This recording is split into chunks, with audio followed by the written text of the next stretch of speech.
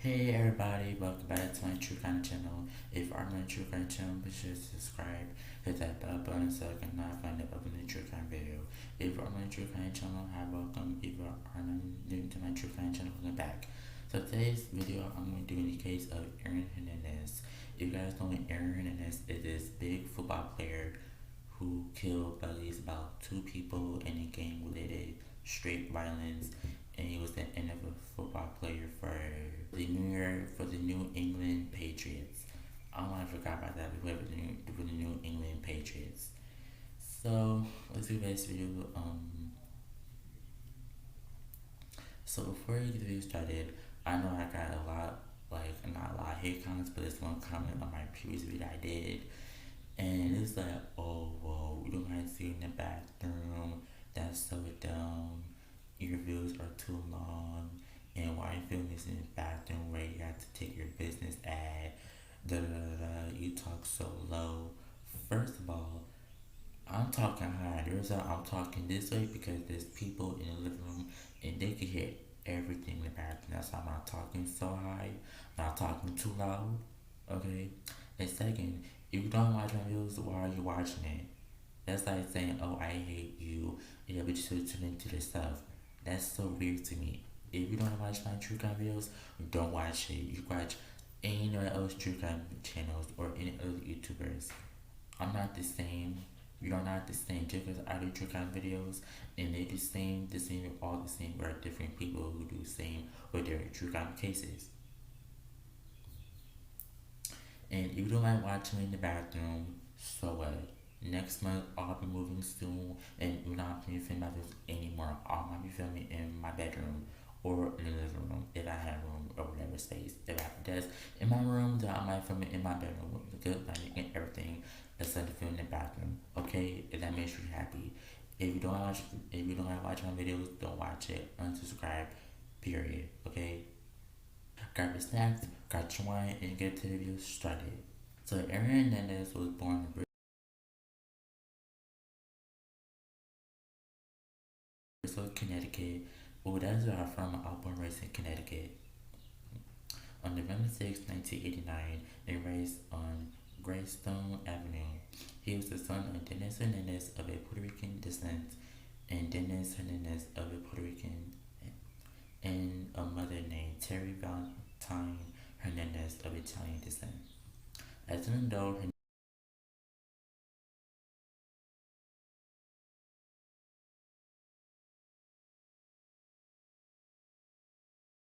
Hernandez remembered his mother throwing his father out the house on multiple occasions, but always letting him back in. The couple married in 1986 and divorced in 1991, and remarried in 1996. In 1991, they filed for bankruptcy. Hernandez will later state that it was constant fighting going on in the home. Both parents would be arrested involved in a crime during their lives. Hernandez had an older brother named Dennis Jonathan Jr., known as DJ. Their father pushed him to excel, including through sports, but was often abusive towards both the boys and the mother. The beatings Hernandez's father gave him and his brother were sometimes for no reason or at all, or were alcohol related, but often came when their father believed they were not trying hard enough in school or athletics. DJ and Hernandez lived in a constant fear of their father, but also revered him. Hernandez once came to school with a bruise around his eye, and his coach believed that the injury resulted from his father attacking him. His father once pushed Hernandez's youth football coach after a dispute after coaching methods. Publicly, the father projected an image of someone who had some run-ins with the police but turned his life around to become a good father and citizen. In January 2006, when Hernandez was 16, Dennis died from complications from hernia surgery. According to his mother, Hernandez was heavily affected by his father's death, and he acted out his grief by rebelling against authorities' figures. Those who knew him say he never got over his father's death. Well, so that is sad. It is like you grow with your father abusing you and physically abusing you and forcing you to do good in school.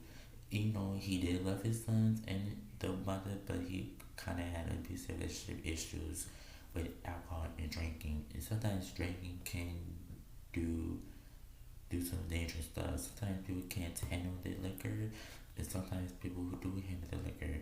But that doesn't mean that you got to abuse and physically abuse your wife and your kids when you're drunk. It's sad. And I know dealing with a loved one who passed away is kind of hard to deal with, especially grieving afterwards. Some people do handle it differently than others, but I wouldn't act out of anger by cussing or not listening to authorities, especially at age of 16. Like that's ridiculous. Jailhouse. Hernandez became estranged from his mother and largely moved in with Tanya Singleton, his older cousin. Following Dennis' death, the family learned that Terry Hernandez and Singleton's husband Jeff Cummings had been having an extramarital affair. As the affair became public, Singleton and Cummings divorced. When Cummings moved in with Terry, their arranged Hernandez. It was while he was living with Singleton that Hernandez became more involved in criminal activity. In a jailhouse conversation, Hernandez accused his mother Terry of failing to obtain medication for his ADHD, which he said he caused him to struggle in school. In another call, he told her, "There's so many things I would love to talk to you about, so you can know me as a person, but I never could tell you, and you're gonna die without even knowing your son." Oh, that's dark. That's really dark. Hernandez's brother DJ Hernandez, who was also sexualized as a child, a teenage boy in his babysitter's house, forced Hernandez to perform oral sex on him, beginning when Hernandez was 6 years old and continuing for several years. That's crazy. How you have your first sexual oral sex at age 6? That's crazy. I just hear about these cases about these people who grew up doing these sexual things that wasn't even they were forced to do it at such a young age, and that's very traumatizing. That's really sad. No child at a young age should even experience having oral sex or doing any type of adult activity at a young age. That's so sad and very sick. He attended Bristol Central High School,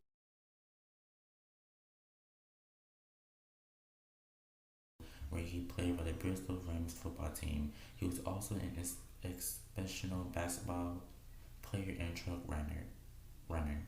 He started as a wide receiver before becoming a tight end and also played defensive end.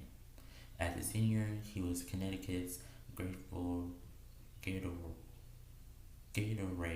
Football Player of the Year after making 67 receptions for 1,087 yards and 24 touchdowns on offense and 72 tackles, 12 sacks, 3 forced fumbles, 2 fumble receivers, and a 4 block kick on defense. He was also a U.S. Army All-American. Wow, so he did achieve everything. That's crazy. The 1,087 receiving yards and 24 touchdowns were state records. Hernandez's 31 career touchdowns tied the state record. He also set the state record for receiving yards in a single game with 376, the 7th best in national high school history. He set a national high school record for yards receiving per game with 180.7.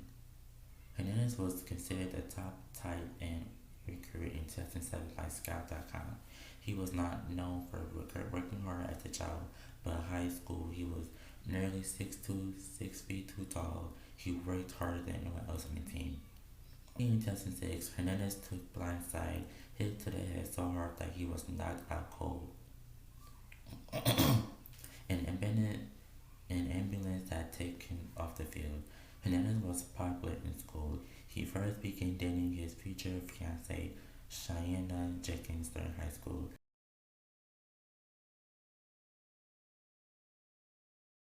The two had known each other since elementary school. He also smoked a large quantity of marijuana, smoking before school, practices, and games. His social life included a small amount of drinking in addition to marijuana. At first, Hernandez committed to play at the University of Connecticut with his brother DJ, but later chose to play for the University of Florida under head coach Urban Meyer. Meyer flew to Connecticut and convinced Hernandez's principal to allow him to graduate more than a semester early. This allowed Hernandez to move to Florida, join the team, and learn to play book shortly after his 17th birthday. Oh, that's That's crazy. He like he graduated high school early, like a semester early, so that he could play football in Florida. That's amazing. Practices, games, team meetings, and other events. Hernandez put 40 to 60 hours a week into football, nearly year round. As a freshman in 2007, Hernandez started three games for the Florida Gators. He finished the season with 9 receptions for 151 yards and 2 touchdowns. Though he excelled his freshman year, he was benched in the season opener of his sophomore year due to a failed drug test. Following that, he started 11 of 13 games during the 2008 season in place of the injured Cornelius Ingram and finished the season with 34 receptions for 381 yards and 5 touchdowns. In the 2009 BCS National Championship game against the Oklahoma Sooners, Hernandez led the Gators in receiving yards with 57 on 5 receptions as the Gators defeated the Sooners 24-14 to win the second BCS championship in 3 seasons. As a junior in 2009, and after leading the team in receptions with 68 for 850 yards with 5 touchdowns, Hernandez won the John Mackey Award as the nation's best tight end. He was also a first-team All-Southeastern Conference selection and was recognized as the first-team All-American by the Associated Press, College Football News, and its supporting news. During his final game, he threw the ball into the stands and celebrated a touchdown. The excessive display risked a personal foul penalty, but sports writers saw an athlete with little to lose personally if he chose to go into the NFL instead of returning for another year of college football. Hernandez later said that he was very high on drugs every time to the field. Mayer had wanted to remove Hernandez from the team for his chronic marijuana use, but limited after appeal from Tebow. However, after Hernandez's junior year, Mayer told him that he would not be welcome back for a fourth year, that he would not be welcome back, that he would have to try to get picked up by a professional team in the 2010 NFL draft. Hernandez finished his college career with 111 receptions for 1,382 yards and 12 touchdowns. He was trying to be the life of the party, his teammates said. His classes his first year included bowling, theater appreciation, wildlife issues, and a course entitled Plants, Gardening, and You. During his first semester, he largely earned BS. He made the conference honor roll during his sophomore year, but as a junior, he got D in the class on a poverty and did not complete his second attempt at introductory statistics class. Mayer later said that he found Hernandez to be a distressed person when he arrived on campus and tried to steer him into the right direction. Florida coaches alleged Hernandez with Maurice and Mike Boosie. He reportedly grew close with the twins after rooming with them, and staff considered the Porces a positive influence on Hernandez.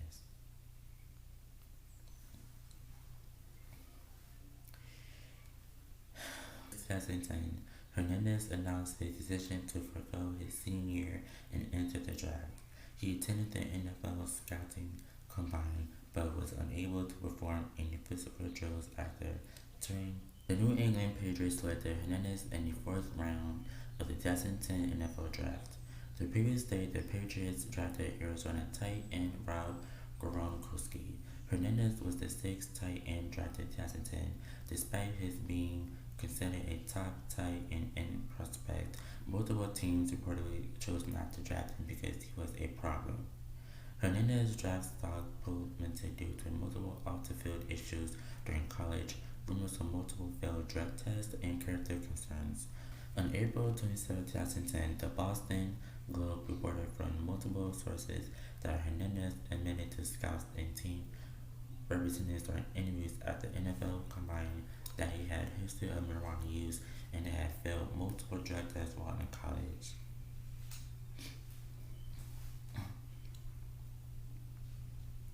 Later that day, the Patriots released a statement from Hernandez who said that he had failed only one drug test while in college and was candid about it to interested teams at the NFL Combine. He wrote a letter to every team offering to be tested every other week and during the rookie season. Workout bonuses up to additional of $700,000.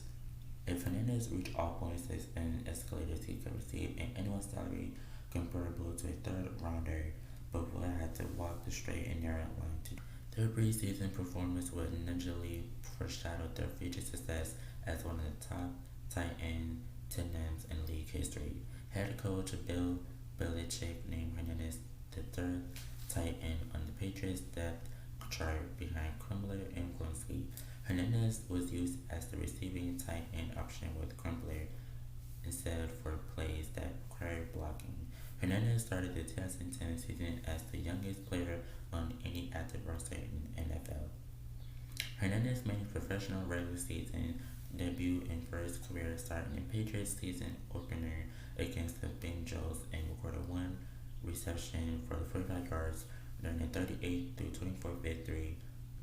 On September 19, 2010, he made 6 receptions for a total of 101 receiving yards during the Patriots' 28 out of 14 loss of the New York Jets in Week 2.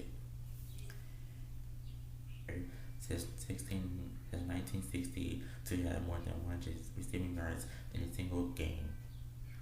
In Week 3, Hernandez led all Patriots receivers with 6 catches for 65 yards during a 38-30 win against the Buffalo Bills.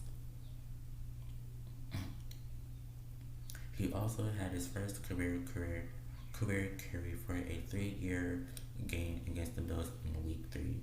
On November 7, 2010, Hernandez caught 5 passes for 48 yards and scored the first 2 touchdowns of his career during a 34-14 loss at the Cleveland Browns in Week 9. On December 19, 2010, Hernandez made 4 catches for 31 yards and caught 2 touchdown passes in the Patriots 31-27 and winning against the Green Bay Packers in Week 15. His 2 touchdown performance earned him the Pepsi NFL Rookie of the Week. Hernandez was inactive for the past 2 games of the regular season, Week 16-17, due to a hip injury. His finished his rookie season in 2010 with 45 receptions for 563 receiving yards and 6 touchdowns, and with 45 receptions and over 14 games with 7 starts. Hernandez and Grunski began having success as on February 2nd, 2011, it was reported that Hernandez had undergone hip surgery after injuring in Week 15. He ended at training camp and sat as a backup tight end and completed to be their secondary tight end against Crumpler and Lee Smith.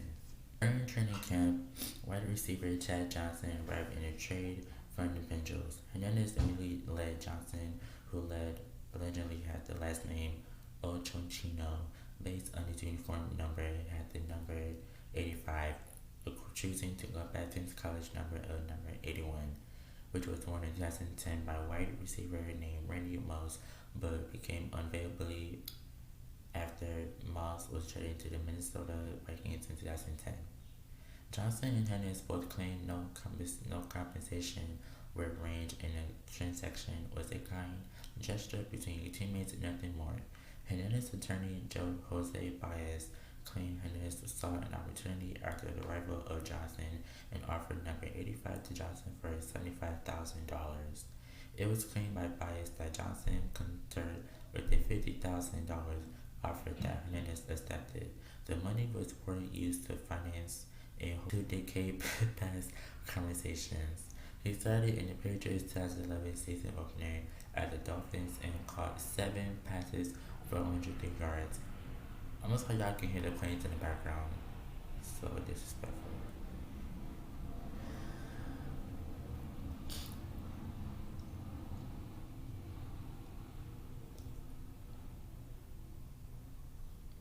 Okay. He was diagnosed with a sprained MCL and was inactive for the next 2 games, weeks 3 and 4.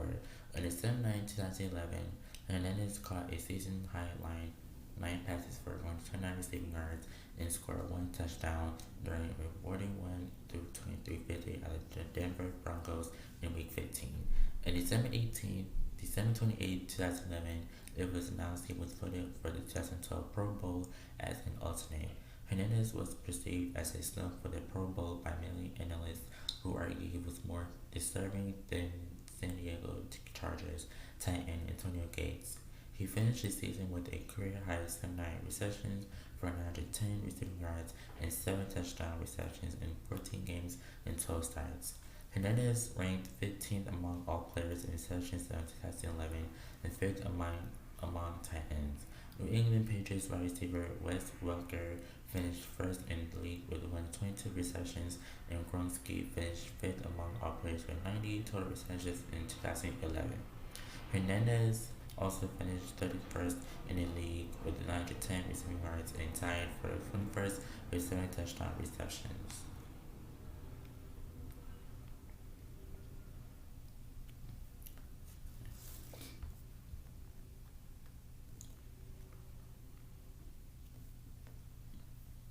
On August 27, 2012, the Patriots signed Hernandez to a 5-year, $39.58 million contract extension to include a $15.95 million sideline during the Patriots Week 2 game against the Arizona Cardinals with a high ankle sprain and missed several weeks. On December 10th, during the Monday Night Football, this was known as one of the hardest working members of the team. Other pages said that Hernandez was often seek attention at times, seemed unhinged. Belichick was running out of patience with Hernandez by June 2013 and intended to notify the front office that Hernandez released from the team. After his arrest for the murder of Odin Lloyd, Belichick prohibited Hernandez's name from being spoken in the locker room. Gronkowski repeatedly declined to answer any questions about Hernandez in interviews and nearly walked out during CBS interview in 2013 until the reporter agreed to change the subject away from his former teammate. Hernandez had a number of run-ins with the law throughout his life, beginning just a few months after he arrived in Florida as a big freshman. By his own admission, Hernandez became jumpy in nightclubs. He had a history of taking offense at minor slights. He also said that he believed people were trying to physically challenge him and were looking to fight him. Acquaintances described Hernandez as a follower who put himself in jeopardy by hanging out with a dangerous crowd. As a Patriot, Hernandez hired 2 of his friends from Bristol, both of whom had criminal records, as assistants. One of them, Alexander S. Bradley, who was a drug dealer, as his assistant. Brandley's other duties, including calming Hernandez down during fits of rage and paranoia and obtaining weapons for him. After his death, his high school teammate and lover said that being drafted by the Patriots was the worst thing that NFL could have done because it put him back into close proximity with the criminal friends he had in Connecticut. Hernandez kept his secret apartment a secret from his fiancée Cheyenne Jenkins and used it to store drugs and weapons. He would often go to their chain smoking room. In 2012, Hernandez told his agent that he got his spec through weapons. Boston police detectives once questioned Hernandez outside of a local bar, but the current circumstances as an interview are unclear. On April 28, 2007, according to a police report in Gainesville, Florida, that 17-year-old Hernandez consumed 2 alcoholic drinks in a restaurant with Tim Tebow refused to pay the bill. It was escorted out by a restaurant employee. As the manager walked away, Hernandez sucker punched him on the side of the head, repeating his eardrum. The police responded at 1:17 a.m. Hernandez called coach Urban Meyer, and Meyer called Huntley Johnson, the team's official defense lawyer. On September 30, 2007, someone approached a car containing Randall Carson, Justin Glass, and Corey Smith on the foot and fired 5 shots while they were waiting on a gas at a Gainesville traffic light after having left a nightclub. Smith was shot in the back of the head and Glass was shot in the arm. Both men survived. Carson, a backseat passenger, was unharmed and told police that the shooter was a Hawaiian or Hispanic male with large build, weighing about 230 pounds and having many tattoos. He put the picture of Hernandez at a police lineup. The police told Meyer's personal assistant that they wanted to see Hernandez and 2 inmates immediately. Detectives kept pushing coaches to bring the players to the station, but they did not arrive for 4 hours. The interim, the players spoke with Johnson, the attorney who often represented players. The other players cooperated with police, but Hernandez invoked his right to consult and refused to talk to the police. When police walked into the room to speak to Hernandez, the last of the players to be interviewed, they found him with his head down on the table and sleeping in posture that said was unusual for someone in the middle of a homicide investigation. No charges were filed at the time, but due to his 2013 arrest and subsequent conviction for the murder of Odin Lloyd, Massachusetts authorities contacted police in Florida to try to determine whether Hernandez was suspected to have a role in the 2007 shooting. Detective Tom Mullins, who was assigned to investigate the shooting, concluded that Hernandez was not the triggerman. Although Carson initially identified Hernandez as such, other witnesses that night described the shooter as looking like a black male, possibly with cornrows. At 3:45 a.m. on April 3, 2011, police responded to a fight in front of Hernandez's rented townhouse in Pennville, Massachusetts. A high school friend had been pulled over earlier in the evening after driving Hernandez home from Boston bar. The driver was weaving in and out of lanes and traveling at 120 miles per hour in a work zone and on a highway with speed limit of 55 miles per hour. The Massachusetts state trooper who pulled the car over did not arrest the driver because he recognized Hernandez in the passenger seat. The Plainville police would recognize Hernandez and the two to go indoors. Danielle, both immigrants from Cape Verde and living in Dorchester, were killed by gunshots fired into their vehicle. Witnesses testified that Hernandez, silver SUV, pulled up next to the victims and someone from his car yelled racial epithets toward the victims. Someone from the car then fired 5 shots, killing 2 immigrants. Police immediately identified Hernandez, who was then playing for the Patriots at the time, in the club's security camera footage, but thought it was a coincidence that Hernandez happened to be at the club that evening. On May 15, 2014, Hernandez was indicted on the murder charges for the killings of Dead Albright and Fortudo, with additional charges of armed assault and attempted murder associated with shots fired at the surviving occupants in the vehicle. The trial began on March 1, 2017. The prosecution case was strongly based on the testimony by Bradley, a known drug dealer who had been feuding with Hernandez since he allegedly shot him in the face and led him to die. Hernandez barely each claimed that the other person pulled the trigger.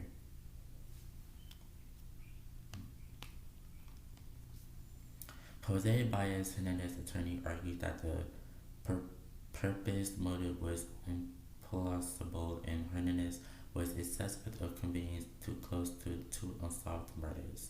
Bradley alleged that Hernandez was infuriated after the victims spilled a drink on him at the nightclub several hours before the shooting and killed them in retaliation. Why would you kill somebody just because they spilled a drink? If somebody spilled a drink on me, of course I'm gonna say something and say, why would you spill a drink on me? Of course you're gonna fighting. But it's like I wanna bring a gun and shoot and kill somebody. Burned that Hernandez was in the club for less than 10 minutes. Around the time he calmly posed for the photo with a fan and left by himself, contradicting Bradley's testimony that he departed with Hernandez. Furthermore, Baez characterized the police investigation as extraordinarily sloppy. The victims' bodies were kept in bullet-riddled vehicles as it was towed away from the shooting scene, a major protocol violation, with no physical evidence trying Hernandez to the murders.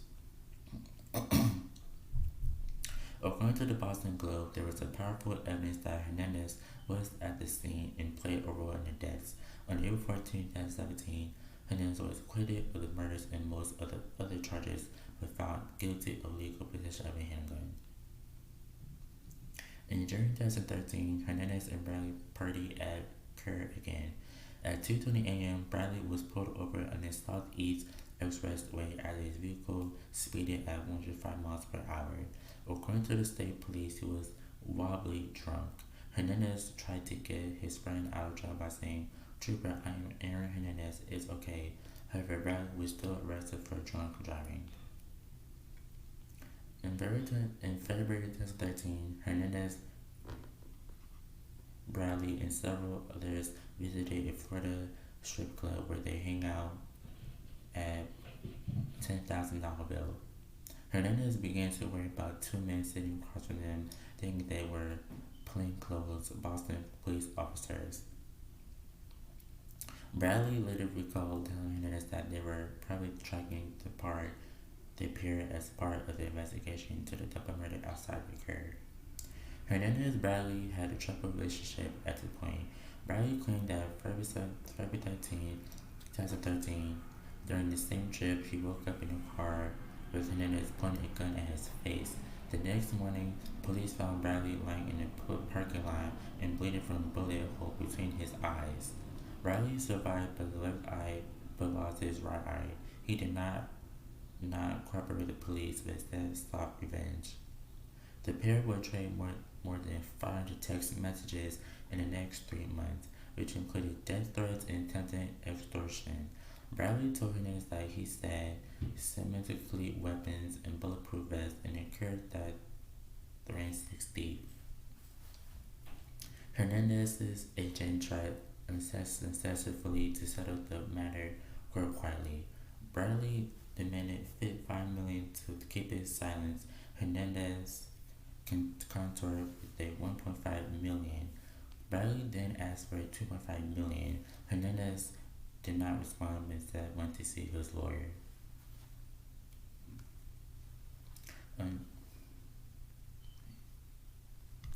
On June 13, 2013, Bradley filed a civil lawsuit for damages against Hernandez in the Florida federal court. He withdrew the suit 4 days later, giving the two a chance to work out a settlement without the media knowing about it. On September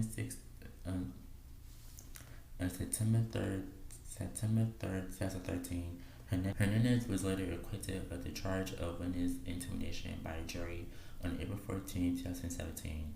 They also acquitted Hernandez of all other charges in the murder of dead operator and Furtado, except for finding him guilty on one count of legal possession of firearms.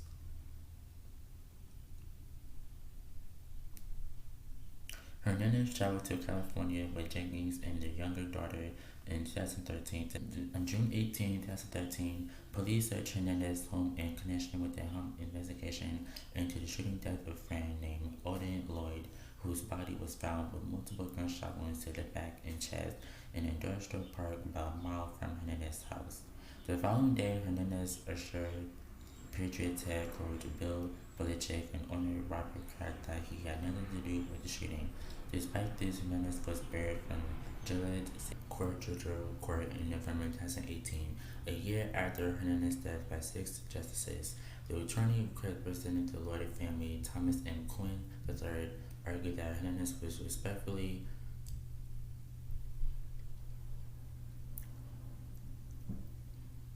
rightfully convicted of Lloyd's murder, and that the conviction was unfairly wiped out. Conviction was neither affirmed nor reserved. The appeal was removed because Hernandez died while the case was appealed. The court, in the ruling, also officially ended the practice of abandonment AB. So I'm gonna make this little two-part video because this case is like so long to cover, so long to go over it, and so long the details that this will be explained in a part 2 video. This will be a part 1 video in this case, and I might upload part 2 video soon. Will it be tomorrow or Wednesday? If I don't film it this case tomorrow, the part 2 that I might just gonna do one on Wednesday. But this video will go out tomorrow. I might do a part 2 tomorrow or Wednesday. So I was just doing for the part 2 case of Aaron Hernandez case. If you guys want to check this video, like, comment, subscribe. And I'll see you guys in the part 2 video of Aaron Hernandez case. And I'll see you guys in the next true count videos. Bye guys.